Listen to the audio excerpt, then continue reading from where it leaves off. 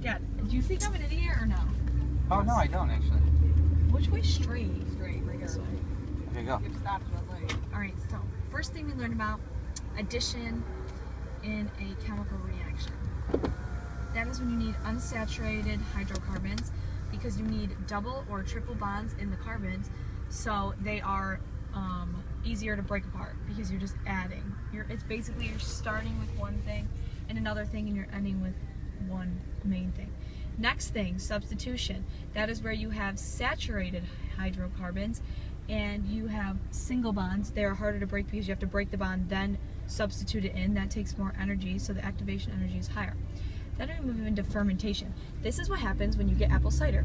You start with sugar, and that ends up in producing alcohol and CO2. No. Yeah, alcohol and CO2, carbon dioxide. Then the next thing is that right? Yes, yes. I knew it. I think you're right. Then, Not right here, next one. the next thing I learned about was esterification. This is when you go from an organic acid plus an alcohol to an ester plus water. Next thing, sponification.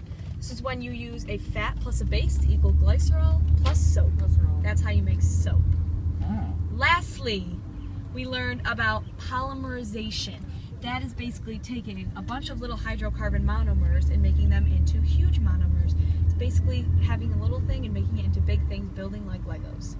You can have addition polymerization, where you're adding them, or you can have condensation polymerization, where, Straight. You're gonna lose.